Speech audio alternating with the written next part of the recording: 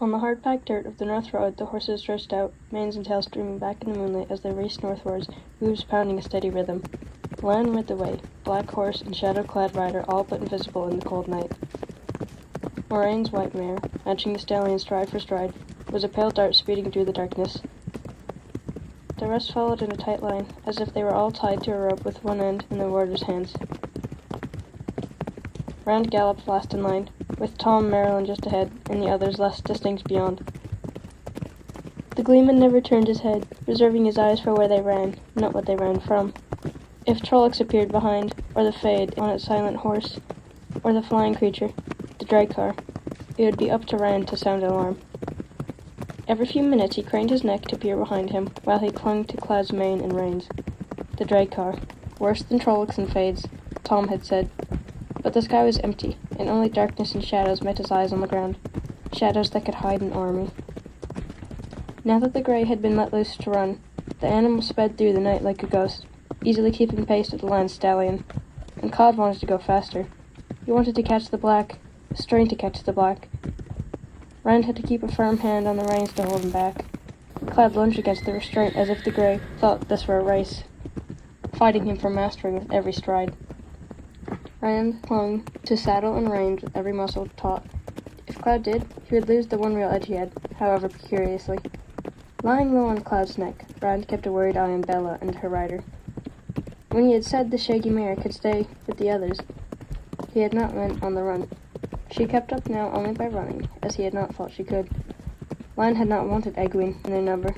Would he slow for her if Bella began to flag, or would he try to leave her behind?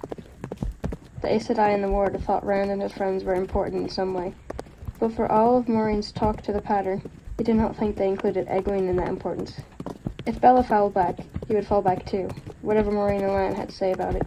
But where the Fade and the Trollocs were, back where the Drakkar was, with all his heart and desperation, he silently shouted to Bella to run like the wind, silently tried to wheel her strength into her.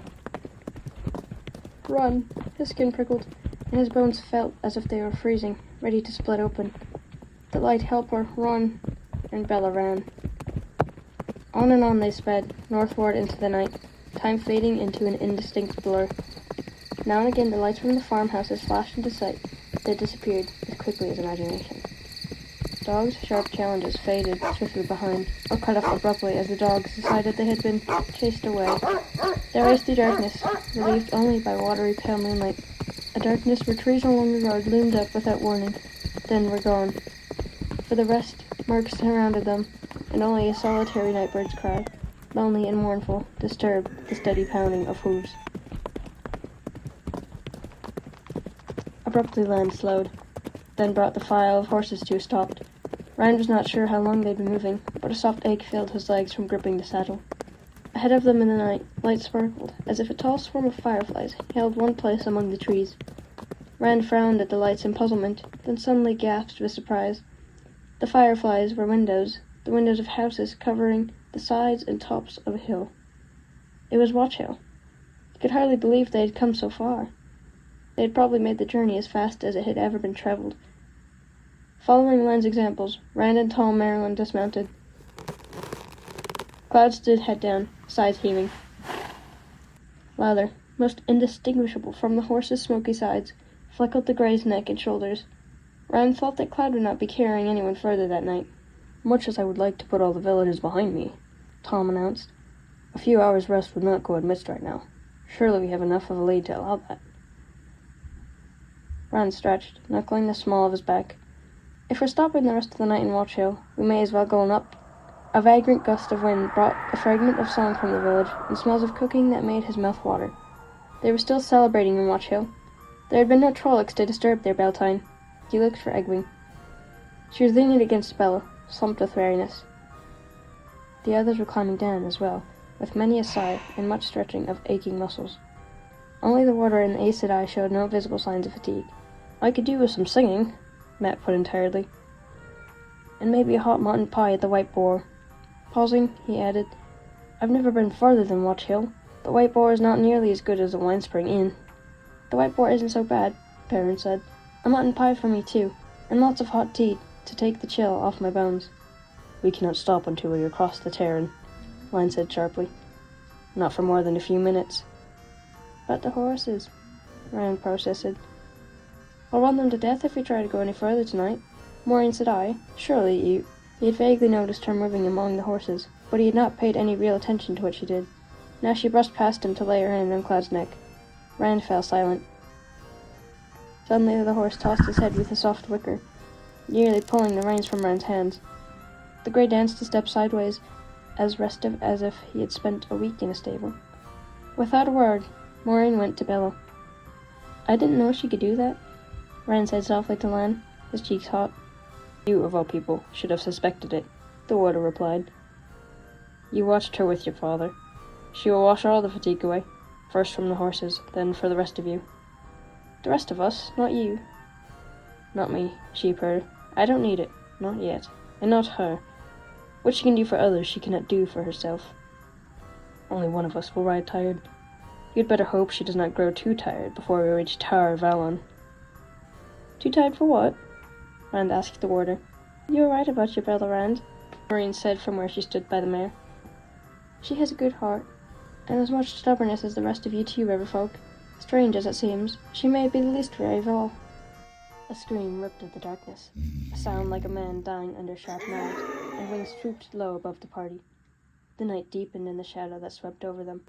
With panicked cries, the horses reared wildly. The wind of the Draco's wings beat at Rand with a feel like the touch of slime, like tittering in the dank dimness of nightmares.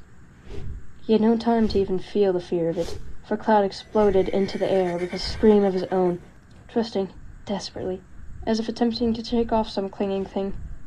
Rand, hanging onto the reins, was jerked off his feet and dragged across the ground, Cloud screaming as though the big grey felt wolves tearing into his hocks. Somehow, he maintained his grip on the reins, using the other hand as much as his legs. He scrambled onto his feet, taking leaping, staggering steps to keep from being pulled down again. His breath came in ragged pants of desperation. He could not let Cloud get away. He threw a frantic hand, barely catching the bridle. Cloud reared, lifting him into the air. Rand clung helplessly, hoping against hope that his horse would quieten. The shock of landing jarred Rand to his teeth, but suddenly the grey was still, nostrils flaring and eyes rolling, stiff-legged and trembling. Rand was trembling as well, and all but hanging from the bridle. That jolt must have shaken the fool animal too, he thought. He took 3 or 4 deep, shaky breaths. Only then could he look around and see what had happened to the others. Chaos reigned among the party. They clutched reins against jerking heads, trying with little success to calm the rearing horses that dragged them about in miling mass. Only 2 seemingly had no trouble at all with their mounts. Maureen sat straight in her saddle, with the white mare stepping delicately away from the confusion as if nothing at all out of the ordinary had happened. On foot, Lan scanned the sky, sword in one hand and reins in the other. The sleek black stallion stood quietly beside him. Sounds of merrymaking no longer came from Watch Hill. Those in the village must have heard the cry, too. Rand knew they could listen a while, and perhaps watch for what had caused it, then return to their jollity. They would soon forget the incident, its memory submerged by song and food and dance and fun. Perhaps when they heard the news of what had happened in Edmundsfield, someone would remember, and wonder. A fiddle began to play, and after a moment a flute joined in. The village was resuming its celebration. Mount! Lan commanded curtly. Sheathing his sword, he leaped onto the stallion. The Draco would not have showed itself unless it had already reported our whereabouts to the Mydrol. Another strident shriek drifted down from far above, fainter but no less harsh. The music from Watch Hill silenced raggedly once more. It tracks us now, marking us for the Halfman. He won't be far. The horses, fresh now as well fear-struck, pranced and backed away from those trying to mount. A cursing Tom Merlin was the first into his saddle, but the others were soon after, all but one. Hurry, Rand! Egwene shouted. The Dracar gave shrill voice once more, and Bella ran a few steps before she could rein the mare in. Hurry! With a start, Rand realized that instead of trying to mount Cloud, he had been standing there staring at the sky in a vain attempt to locate the source of those vile shrieks. More, all unaware, he had drawn Tam's sword as if to fight the flying thing. His face reddened, making him glad for the night to hide him. Awkwardly, with one hand occupied by the reins, he resheathed the blade, glancing hastily at the others. Moraine, Lan, and Egwene all were looking at him, though he could not be sure how much they could see in the moonlight. The rest seemed too absorbed with keeping the horses under control to pay him any mind. He put a hand on the pommel and reached the saddle in one leap, as if he had been doing the like all his life. If any of his friends noticed the sword, he would surely hear about it later. There would be time enough to worry about it then. As soon as he was in the saddle, they were all off at a gallop again, up the road and by the dome-like hill. Dogs barked in the village, their passage was not entirely unnoticed. Or maybe the dogs smelled Trollocs, Rand thought. The barking and the village lights alike vanished quickly behind them. They galloped in a knot, horses all jostling together as they ran. Len ordered them to spread out again, but no one wanted to be even a little alone in the night. A scream came from high overhead. The warder gave up and let them run clustered. Rand was close behind Maureen and Len, the grey straining in an effort to force himself between the warder's black and the Aes Sedai's trim mare. Egwene and the Gleeman raced on either flank of him, while Rand's friends crowded in behind. Cloud, spurred by the Draker's cries, ran beyond anything Rand could do to slow him, even had he wished to, but the grey could not gain so much as a step on the other two horses. The Drakar's shriek challenged the night. Stout Bella ran with her neck outstretched, and the tail and mane streaming in the wind of her running, matching the larger horse's every stride. The Aes Sedai must have done something more than simply riding her out of fatigue. Egwene's face in the moonlight was smiling in excited delight. Her braids streamed behind like the horse's manes, and the gleam in her eyes was not all from the moon, Rand was sure. His mouth dropped open in surprise, until a swallowed bitamine set him off into a fit of coughing. Lan must have asked a question, for Moraine suddenly shouted over the wind and the pounding of hooves. I cannot, most especially not from the back of a galloping horse. They are not easily killed, even when they can be seen. We must run and hope. They galloped through the tatter of fog, thin and no higher than the horse's knees. Cloud sped through in 2 strides, and Rand blinked, wondering if he had imagined it. Surely the night was too cold for fog. Another patch of ragged grey whisked by them to one side, larger than the first. It had been growing, as if the mist oozed from the ground. Above them, the Drakkar screamed in rage. Fog enveloped the riders for a brief moment and was gone. Came again and vanished behind. The icy mist left a chill dampness on Rand's face and hands. Then a wall of pale grey loomed before them, and they were suddenly enshrouded. The thickness of it muffled the sound of their hoofs to dullness, and the cries from overhead seemed to come through a wall. Rand could only just make out the shapes of Egwene and Tom Merlin on either side of him. Lion did not slow their pace. There's only one place we can be going, he called, his voice sounding hollow and directionless. Mydril Sly, Moraine replied. I will use its own slyness against it. They galloped on silently. Sliding mist obscured both sky and ground, so that the riders themselves, turned to shadow, appeared to float through the night clouds. Even the legs of their own horses seemed to have vanished. Rand shifted in his saddle, shrinking away from the icy fog. Knowing that Moraine could do things, even seeing her do them, was one thing. Having those things leave his skin damp was something else again. He realized he was holding his breath, too, and called himself 9 kinds of idiots. He could not ride all the way to Taren Ferry without breathing. She'd used the one power on Tam, and he seemed all right. Still, he had to make himself let that breath go and inhale. The air was heavy, but if colder, it was otherwise no different than that on any other foggy night. He told himself that, but he was not sure he believed it. Lion encouraged them to keep close now, to stay where each could see the outlines of the others in the damp, frosty greyness. Yet the warder still did not slacken his stallion's dead run. Side by side, Lion and Moraine led the way through the fog as if they knew clearly what lay ahead.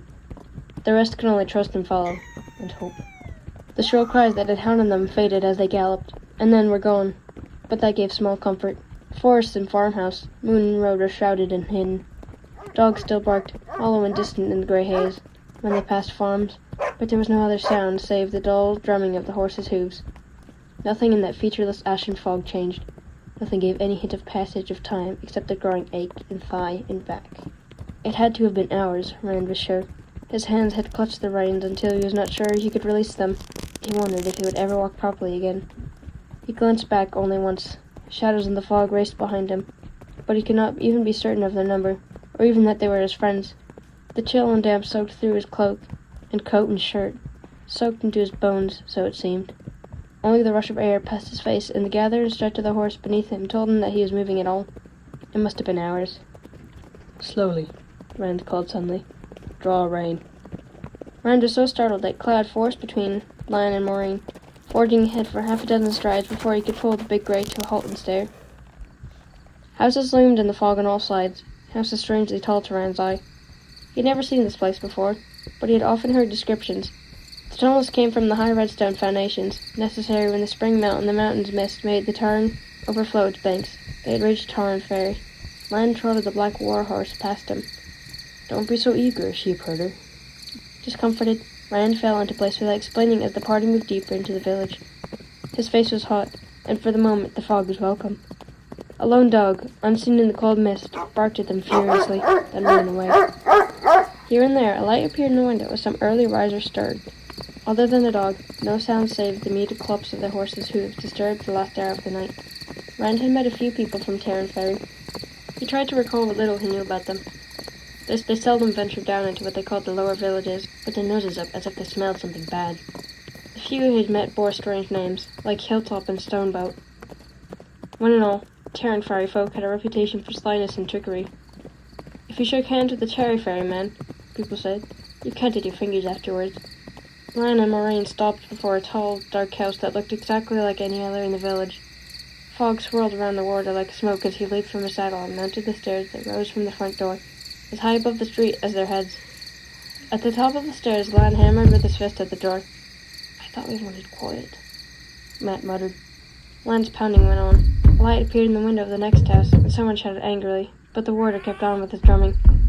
Abruptly, the door was flung back by a man in a nightshirt that flapped about his bare ankles. An oil lamp in one hand illuminated a narrow face with pointed features. He opened his mouth angrily, then let it stay open as his head swiveled to take in the fog, eyes bulging. "What's this?" he said. "What's this?" Chill grey tendrils curled into the doorway, and he hurriedly stepped back away from them. "Master Hightower," Lan said. "We want to cross over on your ferry." "He never even saw Hightower," Matt snickered. Rand made shushing notions at his friend. The sharp-faced fellow raised his lamp higher and peered down at them suspiciously. After a minute, Master Hightower said crossingly, "The ferry goes over in daylight. Not in the night, not ever. And not in this fog, neither. Come back when the sun's up and the fog's gone." He started to turn away, but Lan caught his wrist. The ferryman opened his mouth angrily. Gold glinted in the lamplight as the warder counted his coins one by one into the other's palms. Hightower licked his lips as the coins clinked, and by inches his head moved closer to his hand, as if he could not believe what he was seeing. "And as much again, when we are safely on the other side. But we leave now." "Now?" Chewing his lower lip, the ferryman shifted his feet and peered out in the mist-laden night, then nodded abruptly. "Now it is. Well, let loose my wrist. I have to rouse my haulers. You don't think I pull the ferry across myself, do you?" "I will wait at the ferry," Lan said flatly.